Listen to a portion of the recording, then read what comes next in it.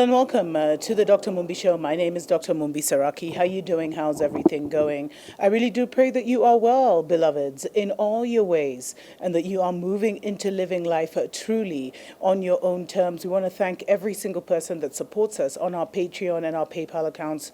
We wouldn't be able to do this show without you. Go ahead and consider joining us for as little as $2 a month. Now, there's a lot happening, but this is actually a really sad story, and really points at why, some people are not as excited that the international borders are opening. And what I'm talking about is that it was recently discovered that during this pandemic, young girls in Kenya were actually being used, were being filmed naked for a live stream into the divided states with payments made in Bitcoin. Now, the girls didn't actually think they were victims because they were not engaged in sexual acts, he said.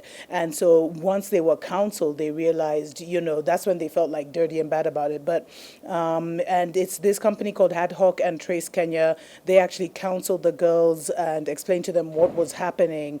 And Kelvin Lay, the director of global operations at Overreach, which is an organization that has been supporting Kenyan police in the investigation, says that there's actually a rise in the predatory child, sex traffickers, child pornography, I don't know, what are they called? Pedophiles.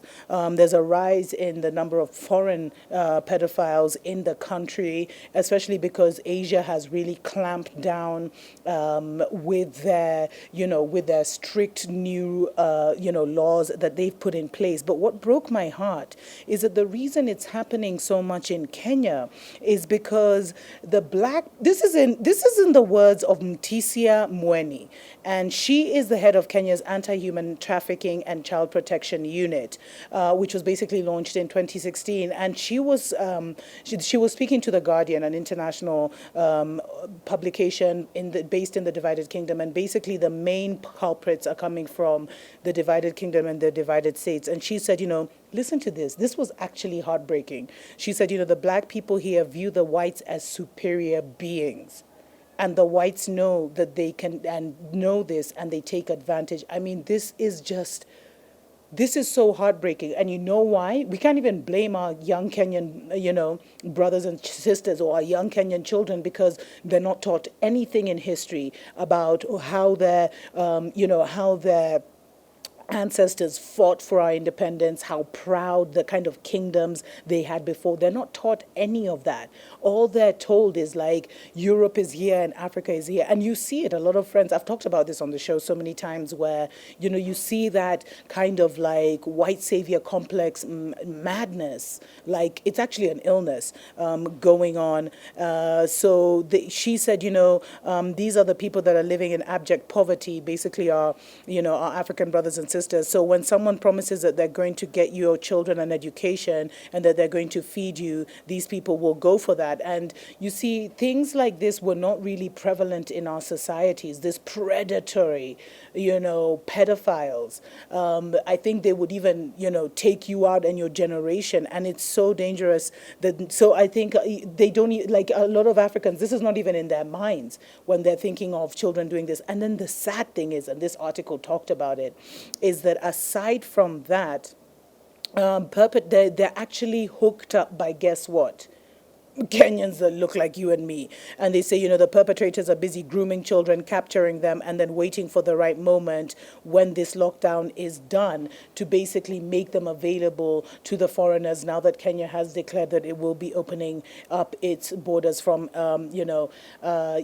August 1st. But already, the live streaming abuse in home environments has been extremely prevalent. And that's why Kenya has actually called for help from both the divided kingdom and the divided states in, the rising sexual abuse by foreigners of our children. And, this comes after Kenyan authorities charged a 71-year-old German national in May. I don't even know how I missed this story, on counts of trafficking, defilement, and indecent acts and child pornography. It also follows the arrest of Gregory Doe, a 61-year-old missionary. Did you hear me right? Missionary, who last month pleaded guilty in the U.S. to sexually abusing girls at an orphanage he ran in Kenya. And this is not the first that we're hearing of it.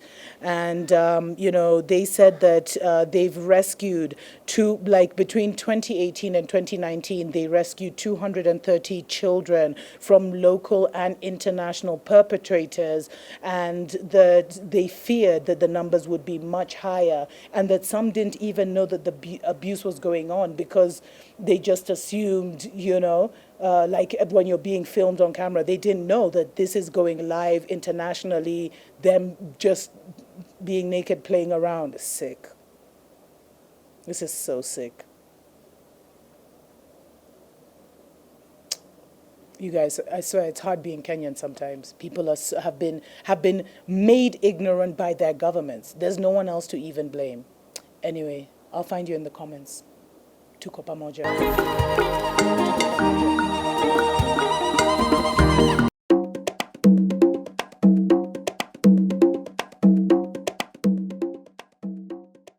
Wake up, wake up, wake up, wake up, wake up, wake up, wake up. Wake up, Africa. Hello and welcome to Africa Watch on the Dr. Mumbi Show. My name is Dr. Mumbi Saraki. How you doing? How's everything going? I pray you're well in all your ways. Thanks for subscribing. Thanks for all the donations that you give through PayPal. And thank you so much for being part of our Patreon family. Consider joining all of those. So much happening. We've been able to expand our programming and so many things are on the horizon. So we're really, really grateful for that. Now, there's a story that was sent to me a couple of weeks ago. This has been making news for years, but it seems to make news in waves. Like it will come to the forefront, everyone will discuss it, everyone will be outraged, and then it will disappear, and then it will come back. And what I'm talking about is the white supremacist female, or the Caucasian woman sex tourism in Africa, where an increasing percentage of single, middle-aged and elderly women from Europe primarily, and also the United States, are actually making sex trips to Africa to have sex with young men in different coastal paradises. And, they'll stay for about a month. And in return, while they may not pay directly for the service, they end up, they give the man kind of becomes this Casanova and fills this role. And to fill this role, they'll buy him clothes, they'll buy him food, they'll dress him up, and some say they'll even, give him a little something for his family to kind of improve his livelihood. But this is actually absolutely sickening, and it's a problem because it's really, really, really affecting our nations. Now, there's so much I can say about what this does spiritually to a nation and to our young people when all their men are used to that quick money and actually are lured into sexual prostitution to survive because there's no jobs from government. A country like Kenya has almost 70% unemployment and crazily high unemployment rates across the African continent. And so you can kind of understand why men do this, but this has so many implications, physically, emotionally, psychologically, and spiritually. The kind of soul ties and the kind of vibe that's been created with these older Caucasians coming and literally taking the life source of our young men, at their prime. It's actually a serious, serious problem, more than just the fact that it doesn't look right.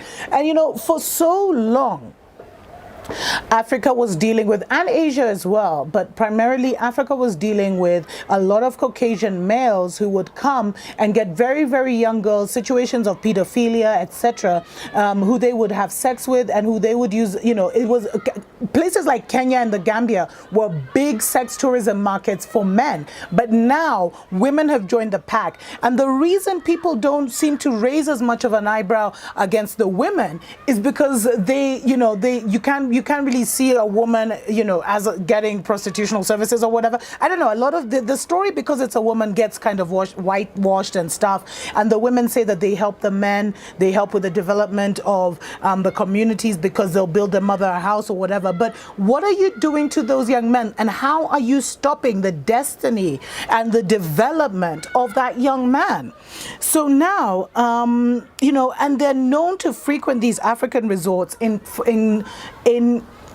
in search of sexcapades. I can't even say it. In search of sexcapades. And what happens is they book these holidays annually. Either they'll come alone, or now we're seeing more and more of these older women coming in packs of 3, 4, 5, etc. And they don't even want to use protection, which shows you about what I said about the life force, right? Seriously?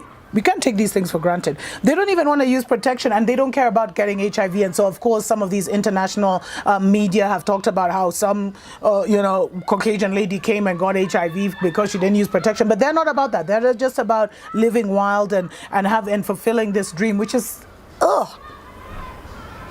so sick. It's so sick, and it's so depressing. And what happens is that these young African men actually stage manage romantic affairs with these older women, where they will wine and dine them at the expense of the women. So the women will give them money and sleep with them. And these women are so arrogant, because there was an investigation that was done, like an investigative reporting kind of thing, and the women talked about how, no sex, no food. If he doesn't give me what I want sexually, he's not going to eat that day. I'm telling you, some of this stuff is so sickening.